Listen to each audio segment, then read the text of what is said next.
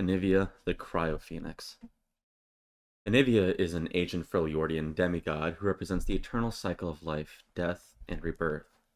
Intrinsically associated with the changing seasons, to those who venerate her, she is the elemental soul of the Freljord, a symbol of hope and a sacred catalyst of change. Stories passed down to the ages often tell of how she rewards those who are kind and humble.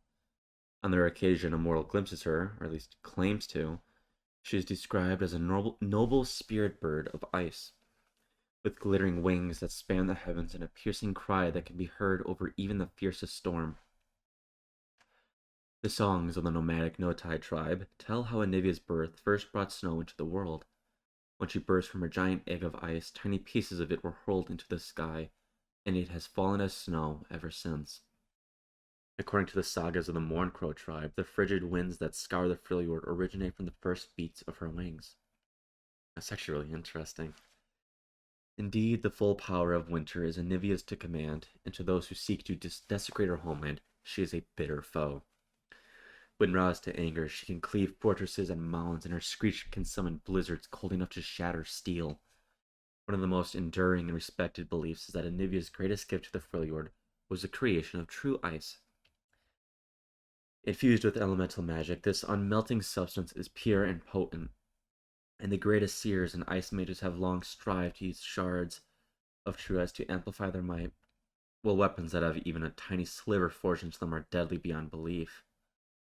When mortals first arrived in the Freljord, Anivia welcomed them. Seeing that they could not withstand the cold, she guided them to secluded valleys where they could shelter, become established, and slowly harden themselves against the elements.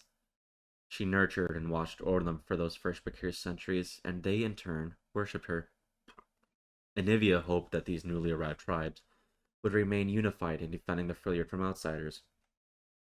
But slowly, infighting and blood feuds became all too common, making an invasion inevitable. According to legend, a greedy southern king marched his warriors up to the mountains, seeking to claim dominion over the Northlands and shackle their wild magic for himself. So enraged was Anivia at the outsiders' hubris and disrespect that she blasted with a snowstorm that lasted a century and a day. Scattered standing stones can still be seen on the scouring plain, which the locals claim are all that remain of that ancient army. Other tales include the Avarosan legend of Ulla Shatterspear, an iceborn war mother, who was favored by Anivia for saving a young hawk from a rime-fanged wolf. Across her lifetime, the cry of Phoenix protected Ulla, I'll call her Ulla, from harm. And when she finally found battle, having witnessed almost 100 winters, it is said that Anivia welcomed her with wings spread open. If all these legends are true, then Anivia must have witnessed the rise and fall of countless mortal civilizations.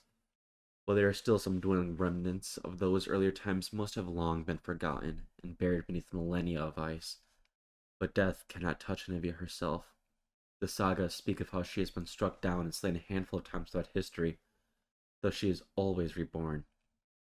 For as long as a Freljord exists, her soul is immortal. While it may be hundreds or even thousands of years before she rises again, each rebirth coincides with the dawning of a new era. Thus her appearance, while regarded as a wondrous blessing, is often the harbinger of something terrible on the horizon. Once, it is said, she sacrificed herself against a march of towering bale striders. Anivia knew she could not slay these colossal creatures, and so she plunged into the ice beneath her feet, shattering her own body in order to entomb them.